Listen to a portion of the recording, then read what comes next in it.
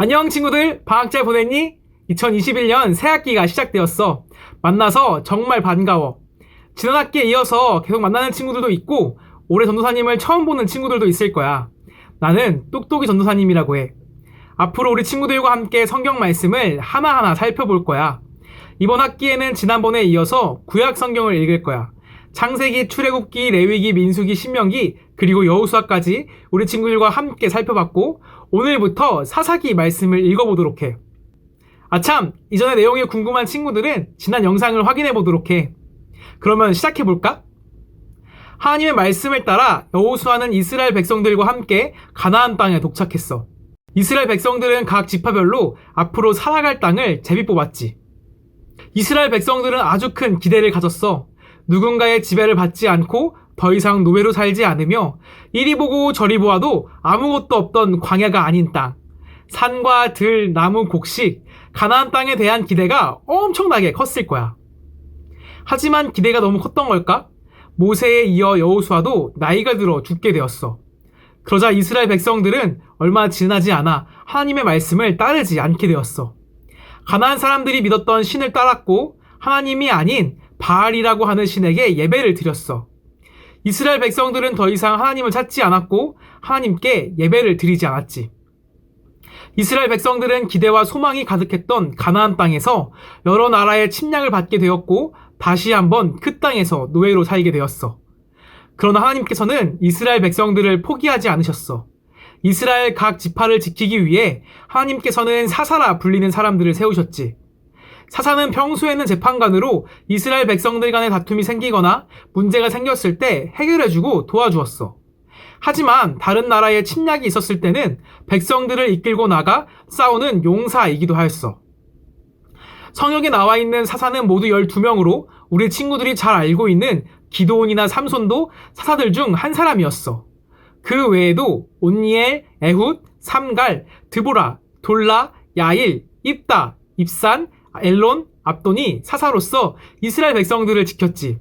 오늘 우리 친구들과 함께 만나볼 사람은 그 중에 유일한 여성이었던 네 번째 사사 드보라야. 당시 이스라엘은 사사 에훗이 죽은 다음에 또 여호와의 목전에서 악을 행하며 20년이라는 긴 시간 동안 가나안의 왕 야빈 아래에서 종살이를 하고 있었어. 종살이가 얼마나 힘들었던지 이스라엘 사람들은 하나님께 부르짖었어. 하나님 잘못했어요. 우리를 도와주세요 하고 말이야. 하나님께서는 그 부르짖음을 들으시고 드보라를 사사로 세워주셨어. 사사로 부름받은 드보라는 이스라엘 백성들 간의 문제를 해결해주고 이스라엘을 야빈에게서 구할 계획을 세웠지. 이스라엘의 군대 장관으로 바락을 세우며 사람들을 모아 군대를 만들었어. 그리고 그 군대를 다볼산으로 가게 했지.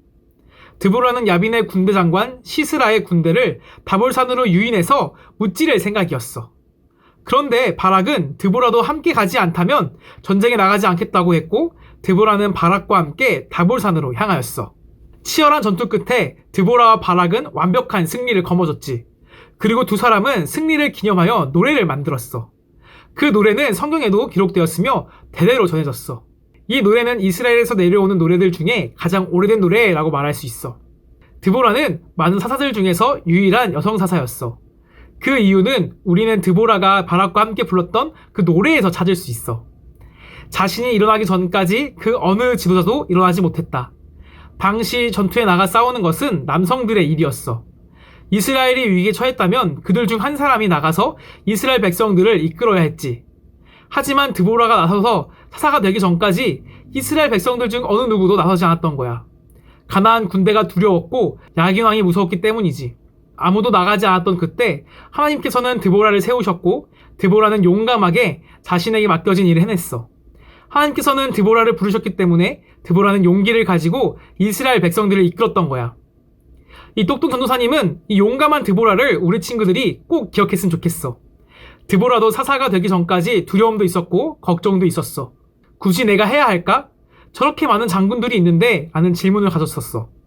하지만 하나님의 부르심에 드보라는 용기를 가졌고 이스라엘 백성들을 승리로 이끌었지. 하나님께서 우리 친구들을 부르신다면 우리 친구들도 할 수 있어. 우리 친구들이 남자친구이건 여자친구이건 나이가 많던지 적던지 그건 중요하지 않아. 중요한 것은 하나님께서 우리 친구들을 부르실 때 제가 여기 있습니다 하고 답할 수 있는 용기가 있는지 없는지야. 우리 친구들도 드보라처럼 믿음의 용기가 있었으면 좋겠어. 자, 그러면 이스라엘 백성들은 하나님을 잘 섬기게 되었을까? 그렇지 않았어. 이스라엘 백성들은 계속해서 하나님을 저버렸고 다른 신을 향해 예배를 드렸어. 하지만 하나님께서도 계속해서 이스라엘 백성들을 포기하지 않으셨어. 이처럼 사사기는 수없이 반복해서 하나님께 죄를 짓는 백성임에도 불구하고 사사라는 사람들을 세우셔서 그들을 돌보시며 구원하시는 하나님에 대한 이야기야. 계속해서 죄를 짓는 이스라엘 백성들에게 어떠한 일들이 일어날까?